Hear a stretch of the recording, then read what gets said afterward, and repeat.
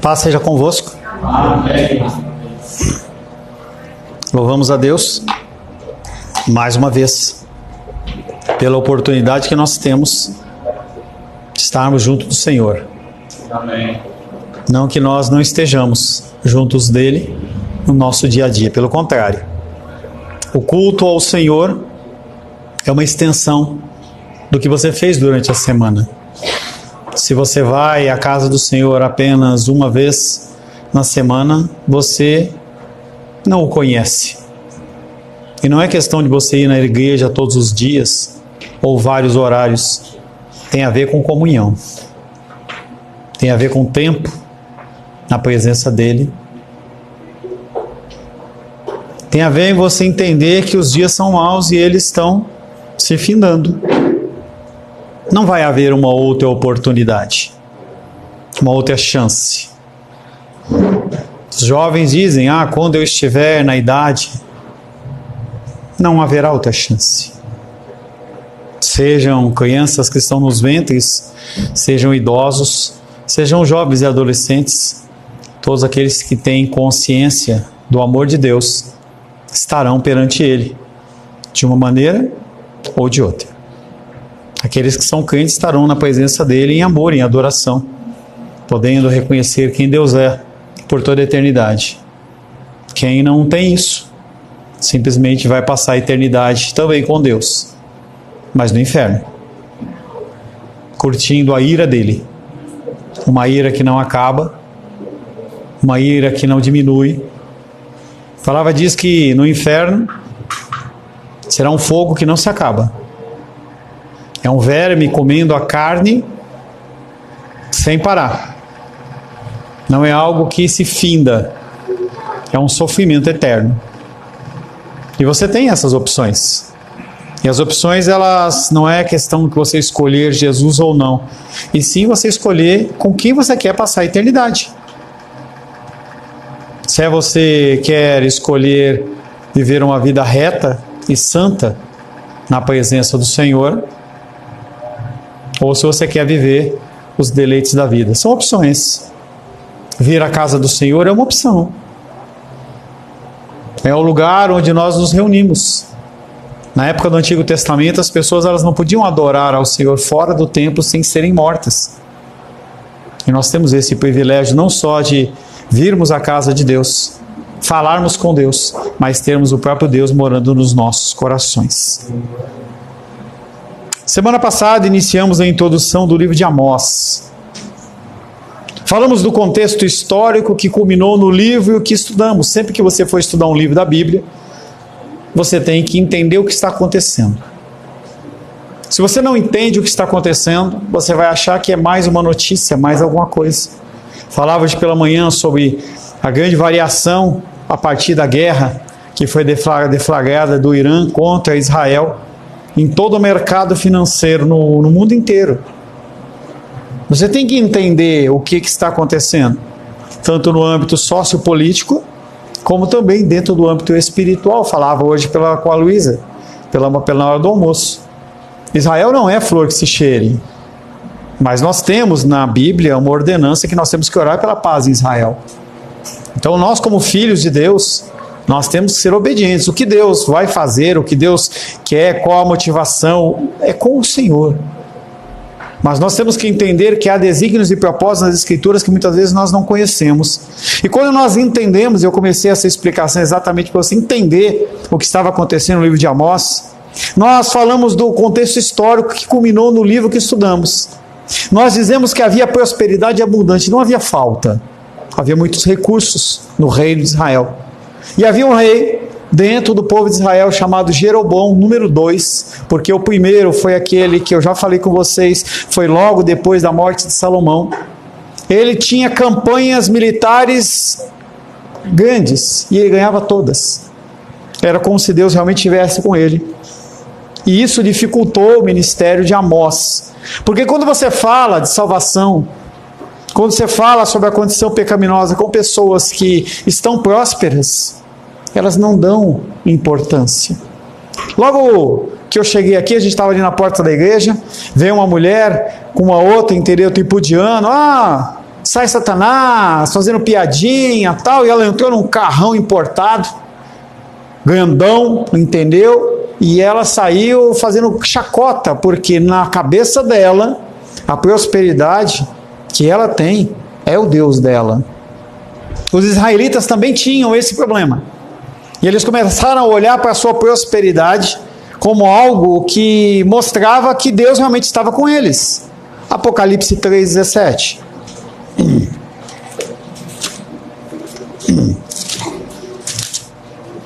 Apocalipse capítulo 3, verso 17, diz assim, 16 e 17.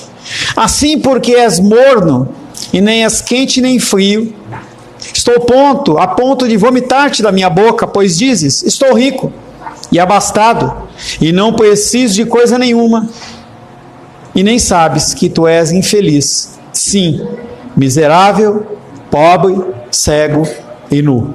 Aqueles homens que achavam-se tão importantes, tão prósperos, Deus fala para eles que eles são pobres, cegos e nus. O povo estava orgulhoso e tranquilo. Logo a conversa de Amós sobre a morte, exílio e o fim de Israel pareceu-lhes em desarmonia com as realidades políticas ao redor. E quando você está bem, financeiramente, a última coisa que você quer é Deus. Porque você está bem. Você pode viajar, você pode passear, trocar de carro, ficar em bons restaurantes. E o que acontece é que você começa a olhar para Deus como uma segunda prioridade. Seres humanos agem assim. Isso não é apenas uma característica de pessoas que têm milhões de reais na conta. É só você melhorar um tiquinho, você já se engrandece. Você já acha que você tem que se preocupar com outras coisas que não sejam as coisas do Senhor.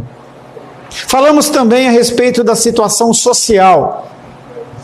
Israel era poderoso e ele controlava as rotas comerciais, as estradas que estavam ali naquela região, e isso fazia com que eles tivessem acesso a cada vez mais riqueza. Eram cobrados impostos. Por haver essa movimentação, as pessoas elas se direcionavam para aquela região também para comercializar. Com a nova prosperidade vieram influências culturais. E nós vemos a condição das influências culturais. As pessoas começam a falar de novas verdades, que a Bíblia ela está fora de rumo, que ela tem que ser atualizada, que Paulo era machista, e aí vai. A Bíblia ela é patriarcal, e ela é mesmo, mas no bom sentido, que é o sentido em que o homem, ele é o cabeça, mas para cuidar da mulher, e não para oprimir a mulher. É diferente da condição do que é vendido hoje, esse patriarcalismo, que é uma condição em que o homem bate na mesa e ele exerce a força dele sobre a mulher, exigindo que ela faça o que ele quer. Amós começa a identificar essas mudanças culturais em Israel. Amós, o pastor, se opõe a esse mal e prediz a humilhação e o cativeiro daqueles que ignoravam os padrões divinos de justiça nas relações sociais. E é uma coisa que eu tenho falado com vocês constantemente. Vigia.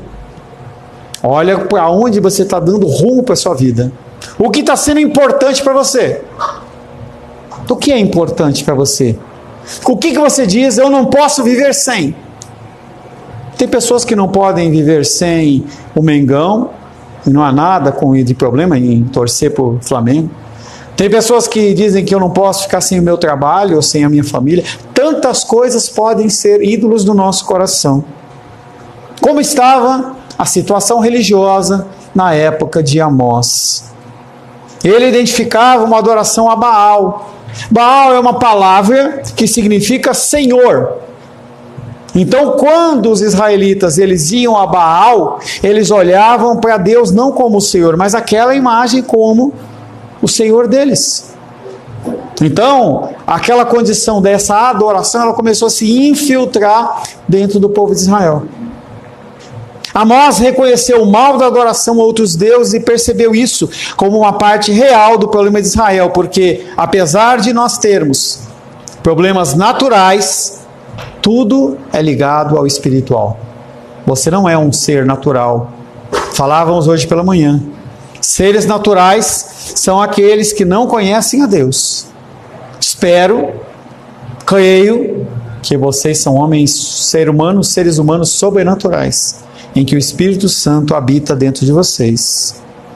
Amós concentrou-se em mostrar à nação como as instituições religiosas israelitas, bem como a sua teologia, estavam sendo pervertidas, mal entendidas e rejeitadas. Cada vez mais você tem que usar o filtro espiritual para o que você ouve. A minha esposa, ela tem uma característica que é sentir o gosto da água quando a água não está boa. Para mim, sente cheiro, sente sabor, isso é mais apurado nela. E aí ela vai e fala, o filtro está ruim, está dando um gosto diferente. A sensibilidade natural dela para isso é maior do que a minha. E nós temos que também desenvolver essa sensibilidade em relação às coisas que nós ouvimos e nós vemos. Na internet tem um monte de profeta de plantão. Pessoas que não conseguem desenvolver o ministério, pessoas que não querem estar diante de pessoas e cuidando das pessoas, são livres pensadores, mesmo dentro do cristianismo. Cuidado com o que você ouve. Cuidado com o que você vê. Porque você pode ser influenciado a mudar o curso da sua vida apenas por uma palavra. Não é porque a pessoa ela tem 1 milhão de seguidores, não é porque a pessoa tem 1000 membros na igreja dela que ela está falando a verdade. Também no outro lado também é verdadeiro. Não é porque uma pessoa não tem ninguém que ela é profeta de Deus. É por isso que nós temos que desenvolver essa sensibilidade espiritual, como a minha esposa tem essa sensibilidade também na água. Adoração no templo, cânticos, sacrifícios, dízimos são descritos como transgressões e demonstrações arrogantes de uma falsa piedade. E aí eu quero convidar você a abrir o livro de Amós para nós darmos continuidade ao nosso culto.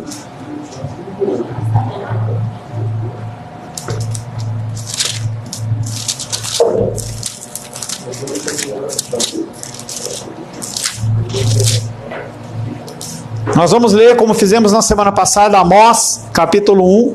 Não vamos trabalhar ainda, mas para você se ambientalizando com esse texto.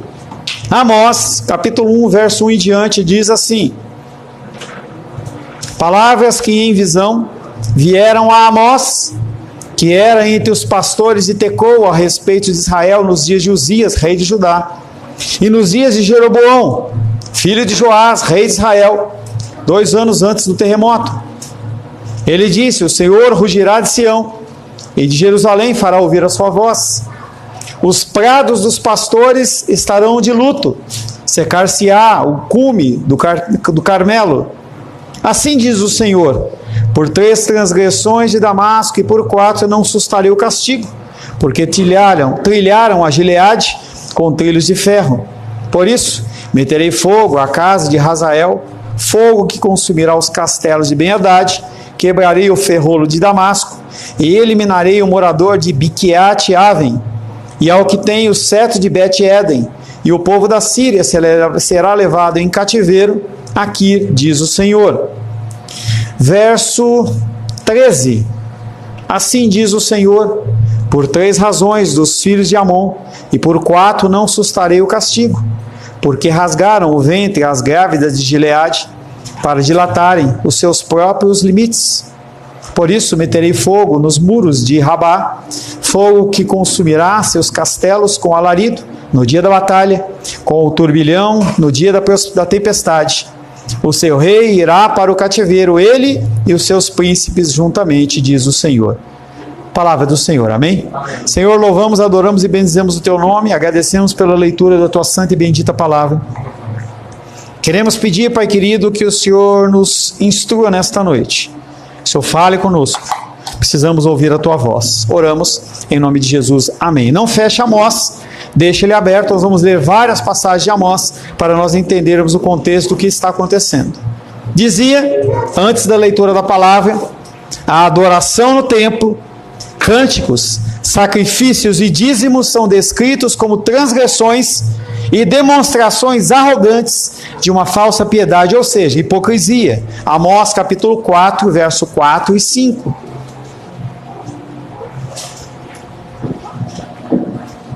Vinde a Betel e transgredi a Gilgal, e multiplicai as transgressões.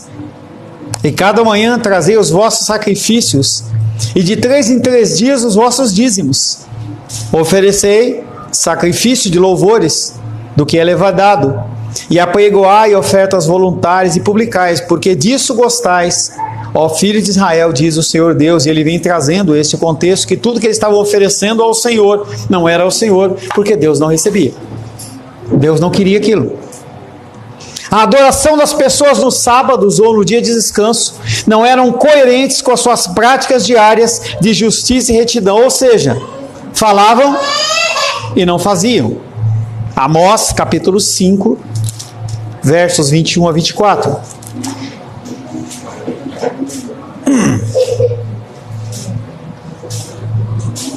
Aborreço, desprezo as vossas festas, festas essas que ele instituiu. Desprezo as vossas festas, e com as vossas assembleias solenes não tenho nenhum prazer. E ainda que me ofereçais holocaustos, vossas ofertas de manjares, não me agradarei deles, nem atentarei para as ofertas pacíficas dos vossos animais cevados. 8, 5 e 6.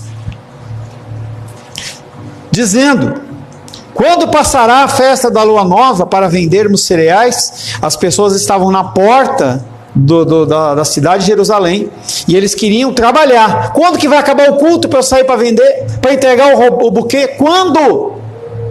Quando passará a festa da lua nova para vendermos os cereais? E o sábado para abrirmos os celeiros de trigo?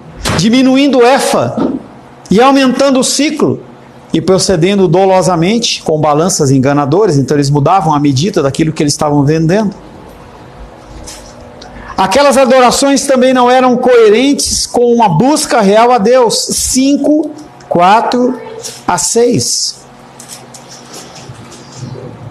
Pois assim diz o Senhor à casa de Israel: buscai-me e vivei, porém não busqueis a Betel, nem venhais a Gilgal, nem passais a Bérseba.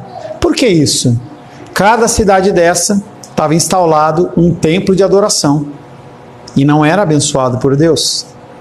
Nem passeis a Bérseba, porque Gilgal certamente será levada cativa, e Betel será desfeita em nada.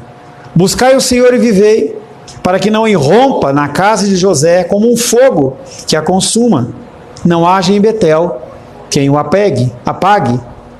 Os templos em Betel, Gilgal e Bérseba estavam cheios de atividades que eram religiosas em natureza, mas cujos adoradores não abandonavam suas vidas de pecado e não retornavam para Deus. Toda vez que você vier à casa do Senhor e você levantar as mãos aos céus e você cantar poderoso Deus, e no seu coração tiver impiedade, Deus olha para você com nojo.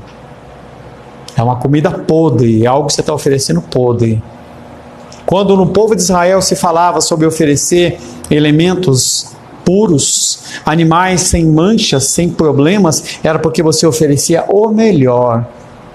Então, se você está na presença do Senhor, é melhor você ficar quieto do que você levantar as mãos aos céus e adorar Ele, se você tem um coração podre e mau. Alguns se opuseram visivelmente aos profetas e nazireus. Quem eram nazireus? Eram homens que eles decidiam se consagrar ao Senhor. E a forma que era marcada na palavra é: eles paravam de cortar o cabelo e se abstiam de bebidas alcoólicas, em especial o vinho. E eles consagravam o tempo deles ao Senhor. E aí as pessoas ouviam as palavras dos profetas, ouviam as palavras dos nazireus, e eles falavam assim: não queremos esse tipo de advertência. Amós capítulo 2, verso 11 e 12. Dentre os vossos filhos levantei profetas, e dentre os vossos jovens nazireus. Não é isso assim, filhos de Israel? Diz o Senhor. Mas vós, aos nazireus, deste a beber vinho, e aos profetas ordenaste, dizendo: não profetizeis. Eles não queriam ouvir, e ainda contaminavam aqueles que estavam se consagrando ao Senhor. Tal repreensão da crítica profética não fez com que o povo abandonasse completamente as antigas tradições teológicas de Israel, ou seja, eles serviam ao Senhor mais ou menos, que é exatamente Apocalipse 3,17 que nós lemos no começo. Eles não eram nem frios, nem quentes. Eles eram mornos. O que é ser morno? Ser morno é você comungar da mesa do Senhor e comungar da mesa ímpia. É você louvar ao Senhor, adorar a Ele em espírito e em verdade na igreja, e lá fora você cantar músicas profanas. Eu não estou falando músicas seculares, eu estou falando músicas profanas, que trazem o contexto da sexualidade exacerbada e todas essas coisas. Então nós temos que ter um mesmo padrão de vida. Nós temos que ser a mesma coisa lá fora e aqui dentro. Não quero Deus, vá para o mundo. Não quero o mundo, vá a Deus. Não dá para ficar no meio termo, não existe essa condição diante do Senhor. A nação ainda se lembrava da sua eleição divina, dentre todas as famílias da terra. Amós capítulo 3, verso 1 e 2. Ouvi a palavra que o Senhor fala contra vós outros, filhos de Israel, contra toda a família que ele fez subir da terra do Egito, dizendo: de todas as famílias da terra, somente a vós outros vos escolhi. Portanto, eu vos punirei por todas as vossas iniquidades. E eles sabiam de tudo que tinha acontecido, e eles criam. Então muitas vezes você pode se apegar nas bênçãos do passado e achar que porque você foi abençoado no passado, você pode viver a vida que você quer nos dias de hoje, e você está enganado. Pessoas e pessoas fiam a sua confiança num passado espiritual que ficou muito tempo atrás e não vale mais nada agora, porque para eles não faz nenhum efeito. A nação ainda se lembrava da eleição divina dentre todas as famílias da terra. Lembrava-se da graça de Deus na libertação do Egito. A destruição dos amonitas, que era um povo que perseguia Israel. A dádiva da entrada na terra prometida, como posse a Israel, está lá em Josué, está em Êxodo, finalzinho de Êxodo de Josué. Eles conheciam a promessa de Deus que Ele estaria com eles. 5,14. Buscai o bem e não o mal, para que vivais. E assim o Senhor, o Deus dos exércitos, estará convosco, como dizeis. Eles sabiam que Deus estava com eles. A figura de Jesus Cristo aparecendo como Deus Emanuel era uma coisa profética do Antigo Testamento. Era a figura do Deus presente. Quando eles estavam peregrinando no deserto, aquela coluna de fogo que não queimava, mas aquecia, aquela coluna de nuvem que protegia do sol, mas não deixava com frio, era a presença de Deus. E ela ia na frente. Deve ter sido uma cena maravilhosa de você ver aquela coluna caminhando e as pessoas indo atrás deles. Eles sabiam disso. Não é algo que você pode simplesmente esquecer. Eles conheciam a promessa que Deus estaria com eles e os protegeria de todos os perigos. 9 e 10.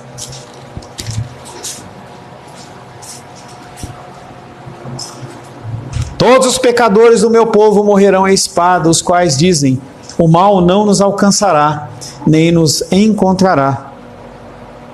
E também os salvaria no grande dia do juízo, o grande dia do Senhor.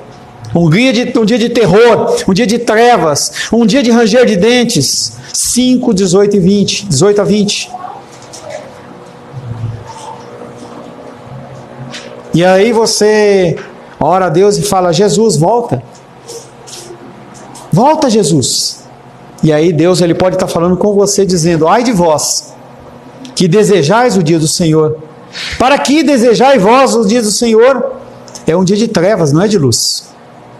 Como se um homem fugisse de diante do leão e se encontrasse com ele o urso, ou como se entrando em casa, encostando mão à parede, fosse mordido de uma cobra. Não será, pois, o dia do Senhor trevas e não luz?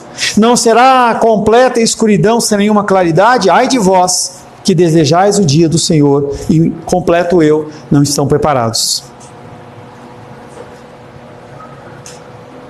Essas crenças teológicas e práticas religiosas apenas deram ao povo a falsa impressão que estavam fazendo todas as coisas certas e crendo em todas as doutrinas corretas.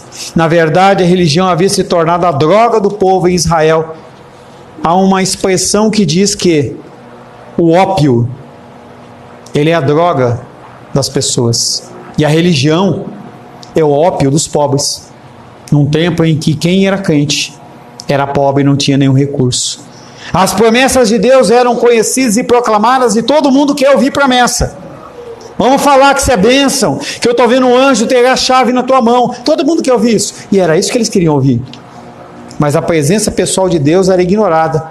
Não sei se você já foi em algum parque de diversão que tinha um cara tocando musiquinha, isso é das antigas, tá? Vai tocando as musiquinhas assim, pelo menos em filme você deve ter visto. Aí o periquitinho sai da casa assim, vai lá e bica o papelzinho e entrega na mão de sua. Já viu isso? Pelo menos em filme. Você acha, precisa ver, você acha que alguma daquelas promessas que estão no papelzinho é de maldição? É que nem caixa de promessa. Já comprou caixa de promessa? Já viu caixa de promessa? Um monte de versículo. Só tem coisa boa. Sempre você vai procurar alguma coisa. Ninguém vai lá falar que você vai para o inferno, nada. É só bênção, é bênção, é bênção. Você pode passar o ano inteiro tirando um papelzinho ali que você não vai acertar uma coisa ruim de jeito nenhum. Amós foi enviado por Deus para compartilhar o rugido do leão. 3:8.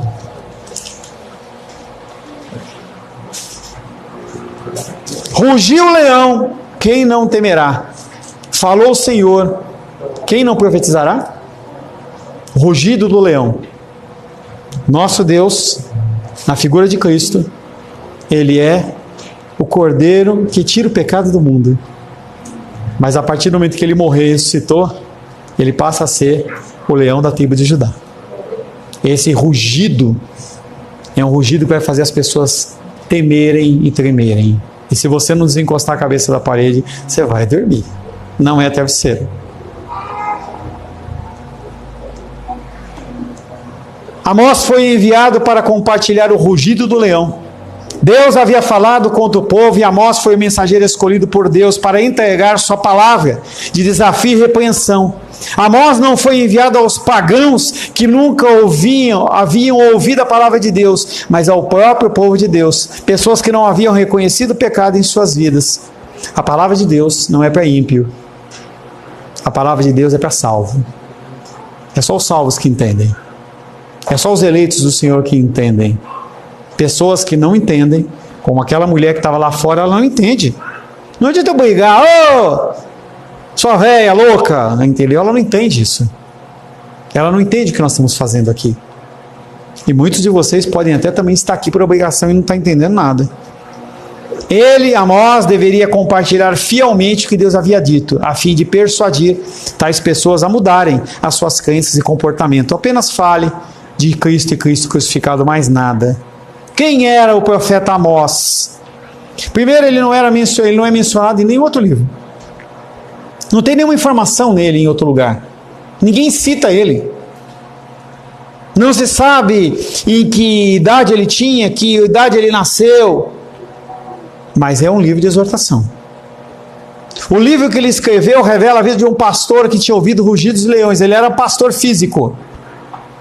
Havia usado armadilhas e sacudido o trigo do crivo, e que também conhecia as exigências legais a um pastor. Então ele olhava para aquelas pessoas e falava: são como ovelhas sem pastor. E eu sou levantado como o pastor para cuidar dessas ovelhas. Quando ele estava em Israel, era visto como estrangeiro, mesmo sendo israelita, porque ele falava coisas que as pessoas não queriam ouvir. Quando nós meditamos, ano passado, se não me engano, em 1 Pedro, a gente falou sobre essa condição. Nós falamos sobre a condição de que nós, nessa terra, somos como estrangeiros e forasteiros. Ou seja, quando você vai comprar comida, lá que você está viajando para passear, o cara olha e fala assim: você é turista, você vai pagar mais caro. Você não tem direito. A gente vê isso direto, entendeu? Qualquer lugar que você for viajar, você vai ver que as pessoas que são naturais da terra, elas têm características e benefícios que você não tem. E ele fala: Amós, você é como estrangeiro nas regiões de Judá, falando a pessoas com uma formação étnica, religiosa, igualzinha à sua, mas que acreditam num Deus diferente daqueles que você acredita. Eles falam de Jesus, mas é um Jesus diferente. Eles não falam na cruz como ao símbolo da dor que nós temos que carregar. Ele fala sobre um Deus que é da prosperidade. Amós era uma pessoa instruída, então estude, leia, tenha conhecimento. Não é para me gabar, mas eu não sou uma pessoa leiga. Eu fiz um curso técnico na Escola Técnica Federal de São Paulo, eu fiz uma faculdade de administração de empresas, eu fiz pós-graduação em marketing, e tenho mais um ou outros 2 cursos dentro da área de teologia. Tenho um curso de teologia, bacharelado de teologia, e um monte de cursos, porque eu estou estudando. E a minha vida é estudar para poder trazer para vocês soluções, poder instruir vocês daquilo que vocês estão com dificuldades. Em qualquer área que for possível que o Senhor me abençoar, eu vou procurar um ensino. Aí você quer ser um grande homem de Deus e você não estuda, você não lê, você não ora, você não busca o Senhor. Como que você quer ser um bom homem de Deus? Como é legal, entendeu? Quando o Felipe ele vem aqui bem preparado e ele faz como fez hoje. Ele vem, discorre, você vê a sobriedade, a preparação do louvor, o que ele está falando. Ele fala assim, ele demandou tempo naquilo. Ele buscou a Deus, aquilo ali não foi tirado de algum site, não, ele estudou. Pode ter buscado um recorte aqui e ali, mas ele trouxe a inspiração, porque ele se dedicou. É diferente quando a pessoa ela faz de qualquer jeito. Ele tinha, inclusive, noção de relações internacionais. Ele também compreendia a situação social e política dos seus ouvintes em Israel. Ele havia observado a maneira como o pobre era tratado pelo rico. Ele havia observado a maneira como o pobre ele era desprezado pelas pessoas, como os comerciantes administravam seus negócios desonestamente, como o sistema de justiça funcionava na base de suborno ao invés da integridade, e como as pessoas que tinham grandes fazendas escravizavam as pessoas por meio de tributos pesados. Ele via tudo aquilo. Não apenas porque ele via com os olhos dele, ele via dentro de um contexto social que ele sabia o que estava acontecendo. Então, quando ele sentava para conversar com pessoas que eram analfabetas, ele sabia conversar com aquelas pessoas. Quando ele se apresentava para conversar com o rei, ele sabia conversar com o rei. E a sabedoria e o conhecimento na sua vida não tem que ser para você se engrandecer ou ser o pavão, não. É para que você saiba se portar de uma maneira correta com cada grupo de pessoas. Eu converso de um jeito com o Felipe, de outro jeito com o Alice, com outro jeito com a Ingrid, com o Pedro de uma outra forma, quando eu converso com a Júlia de outra maneira, mas a gente sempre está tentando manter um nível para que a pessoa ela busque crescer como você, buscar algum conhecimento no que você tem. E dentro da área espiritual é isso que você tem que espelhar para as pessoas, porque as pessoas estão morrendo. Tem um livro que não é reformado, mas é de um autor muito conhecido, e ele diz que ele teve uma visão de um anjo, ou melhor, ele teve uma visão que ele estava no meio de um grupo de pessoas lotado de gente, tá?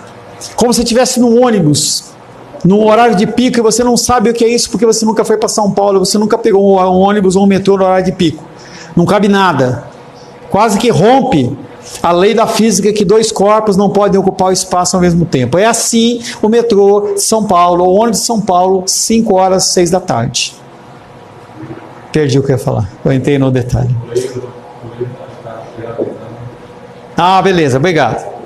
E aí ele estava nessa condição, ele olhava assim, as pessoas elas estavam todas grudadas, ombro a ombro, peito com costa, entendeu? E quando um dava um passo, você ia junto, você não tinha opção. E aí ele teve uma visão de um anjo pegando ele e levantando. E ele viu aquela multidão de pessoas. E ele levou lá na frente. Quando ele chegou lá na frente, era um abismo. Que a pessoa só descobria que era um abismo no último passo. E aí não dava mais para voltar. Porque o que estava atrás era empurrado pelos demais a cair nesse abismo. Não seja essa pessoa, mas seja o profeta que fala às nações, que fala para os amigos, que fala para as pessoas, para que elas possam ter no mínimo a oportunidade de aceitar Jesus Cristo como Senhor e Salvador. Na perspectiva de Amós, os lindos castelos do rico se levantavam como marcos da cobiça, Amós 3,15. Pastor, é problema você ter uma casa suntuosa? Não tem problema nenhum, gente. Mas ele vem falando assim, Amós 3,15: derrubarei a casa de inverno com a casa de verão. As casas de marfim perecerão, e as grandes casas serão destruídas, diz o Senhor. Por quê? Porque eles só tinham olhos para isso. Quer ter uma casa bonita? Quer ter uma televisão legal? Quer ter um carro bonito? Mas olhe para o pobre. Olhe para o necessitado. Olhe para as pessoas. Hoje o Gabriel, ele fez uma piada que eu achei interessante. Ele olhou para mim e falou assim, aqui na hora da contagem da oferta, ele falou assim, pastor, olhando para essa cesta, eu fico pensando em montar um aquário. Eu olhei para ele e falei, por quê? Porque a nota de 2 tem o peixe. Não é porque você não pode entregar a nota de 2, não é isso. Mas a visão dele é a visão de que o melhor das pessoas está expresso naquele lugar, naquilo ali. Entenda que o que ele está falando é até engraçado, porque é assim que a gente pensa. Se você tiver algo a doar, você sempre vai doar o quê? O pior. Você vai doar aquilo que não presta, que é exatamente o problema dessas pessoas que têm essas casas suntuosas. Ele tinha uma casa que ele morava e tinha casa de verão, que ia ser perto de uma praia, alguma coisa desse tipo. E não tem problema. Eu quero mais é que você tenha, que a gente possa fazer um batismo. A Raiane chega e fala assim, olha, vamos passar um fim de semana com a igreja na minha casa. Oh, glória a Deus, entendeu? Pega aí, pega. Não entendeu? E aí a gente vai lá, entendeu? Com piscina, e a gente tem lá e fica descansando, e ela coloca as redes. Pô, que bênção! Mas se o coração deles ficar só nisso, com esse discernimento acerca do pensamento e comportamento social dos seus ouvintes, Amós foi capaz de entregar uma mensagem que dizia respeito à profunda... O que nós estamos trabalhando de manhã? Depravação espiritual do povo. Nós somos totalmente depravados, mas nós não temos que permanecer depravados. Nós não podemos impedir que o passarinho voe acima da nossa... Mas nós podemos impedir que o passarinho faça o quê? Ninho na nossa cabeça. Voar ele voa, ninho não. A partir da palavra de Deus revelada ao profeta, Amós pôde entregar uma mensagem que desafiou os padrões sociais aceitáveis na comunidade israelita, e é exatamente isso que é o meu objetivo com você. Te desafiar a ser melhor. O que você vai fazer com isso? O que eu não quero que eu estiver diante de Deus, ele fale para mim assim, Paulo, você não falou para Esther que ela estava errada? Não, mas Deus, você sabe, né? A Esther, ela passou luto. Não, você não falou para ela que ela estava errada? Eu não quero que ele fale isso comigo. E naquele momento em que você for confrontado por Deus, não adianta você falar assim, o pastor Paulo não falou. Se eu não tiver falado, eu vou ser julgado por isso. Mas, se eu falei, você vai ter responsabilidade daquilo que você ouviu ou que você não ouviu. Seu objetivo era transformar a cosmovisão. O que é cosmovisão? O que é cosmovisão? Não é para você responder. Cosmovisão é a sua visão do cosmo ou da região, da área, da situação que você está vivendo. Então, qual é a cosmovisão da Esther dentro da loja dela? Qual que é a cosmovisão do André diante do negócio de caminhões dele? Qual que é a cosmovisão que nós temos a respeito de Cristo, do cristianismo? Eu não estou trabalhando as doutrinas da graça por um motivo diferente que não seja você mudar a sua cosmovisão. Aí sabe o que você faz? Fica dormindo. Aí você vai ter uma cosmovisão do quê? Do mundo.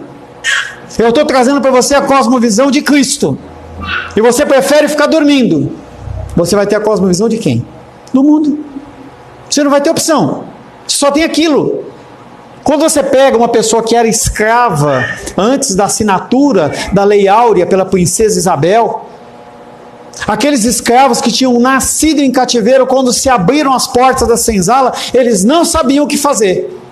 Se alguém não pegasse eles pelas mãos e levasse para fora e os ajudasse, eles iam morrer ali dentro.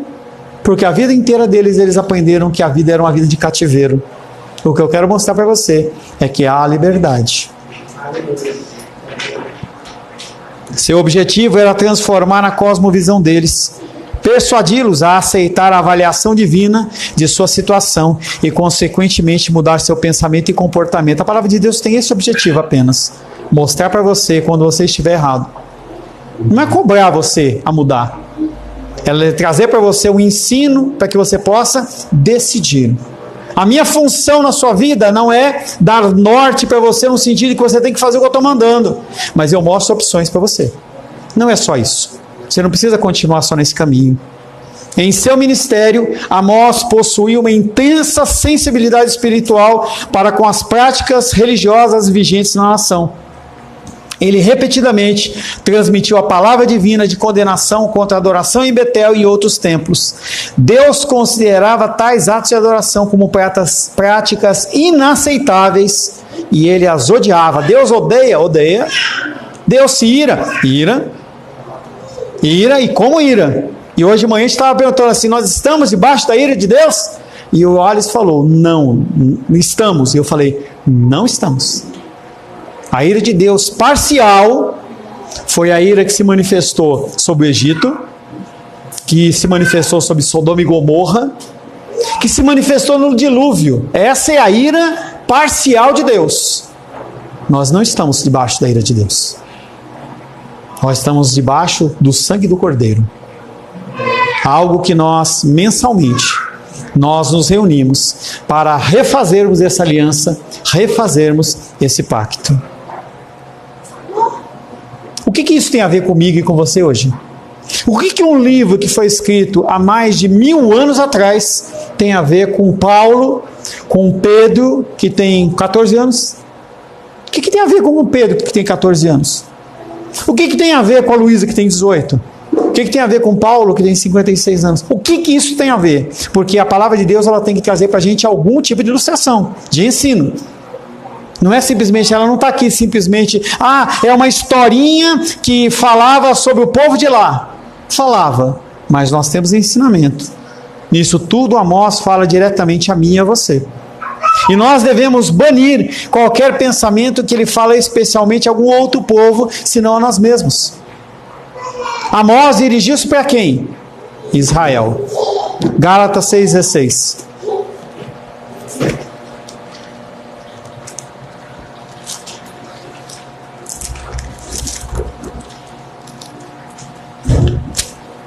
Gálatas 6,16 diz assim.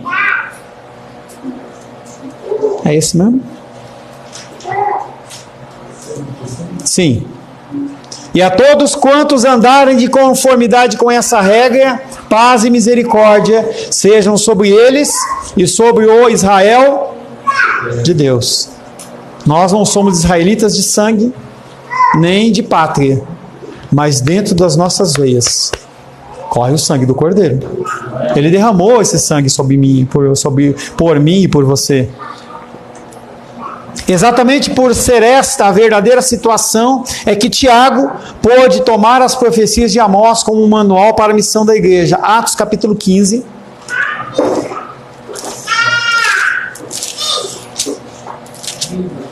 Atos capítulo 15, versos 13 em diante.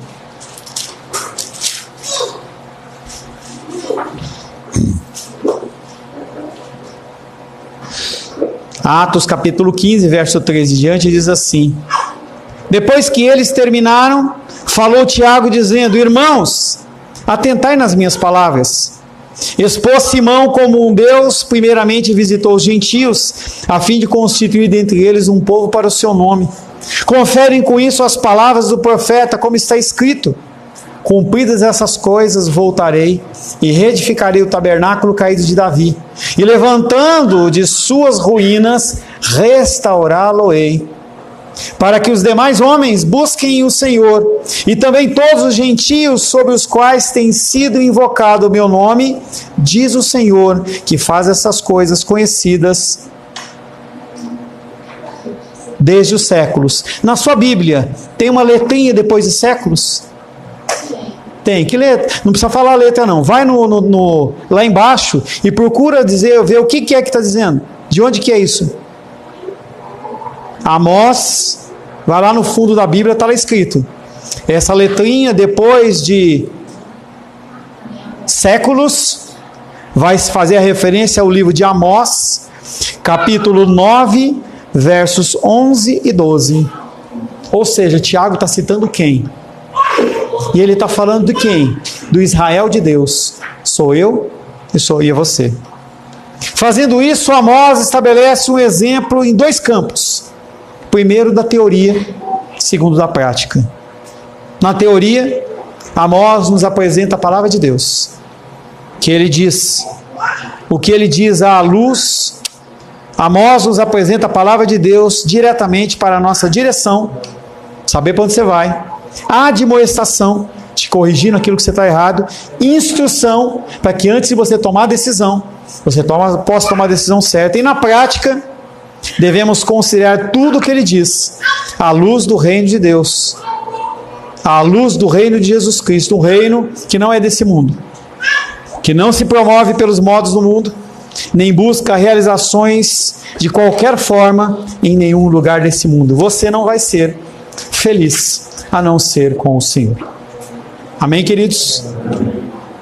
Essa é a introdução de Amós para o que vem aí, e agora nós vamos começar a verdadeira brincadeira, não hoje, mas a partir da semana que vem. Mas antes disso, eu quero convidar você a fechar os seus olhos, para que eu possa ler uma oração puritana de um livro chamado Vale da Visão, que tem como título O Pecador Desperto. Ó minha alma descuidada, desperta de teu sonho vazio, abandona a busca de vaidades, olha interiormente, olha adiante, olha para o alto, contempla a ti mesma, reflete sobre ti mesma. Quem és e o que fazes? Por que estás aqui e o que serás em breve? És criação de Deus, formada e sustentada por Ele, hospedada em um corpo como um pastor em sua tenda. Não desejas conhecer os caminhos de Deus? Ó Deus, Tu, o benfeitor ferido, desprezado, desafiado, quando penso em Tua bondade e grandeza, sinto-me envergonhado por minha insensibilidade. Fico com o rosto vermelho ao levantar a minha face, pois errei de forma estúpida. Devo seguir negligenciando-te, quando cada uma das tuas criaturas racionais deve amar-te e fazer de tudo para te agradar? Confesso que não tens estado em todos os meus pensamentos, que o conhecimento de ti, como a finalidade da minha existência, tem sido estranhamente deixado de lado. Confesso que nunca considerei seriamente a necessidade do Senhor no meu coração, mas embora a minha mente esteja perplexa e dividida, e apesar da minha natureza perversa, contudo, minhas disposições interiores ainda são para ti. Não permitas que eu me demore de ir a ti. Quebra o encanto fatal que unifica minhas vias afeições e dá-me uma mente feliz que descansa em ti, pois me fizeste de mim e não podes esquecer. Deixa teu Espírito ensinar-me as lições vitais de Cristo, pois sou lento para aprender. Ouve, Senhor, tu o meu clamor.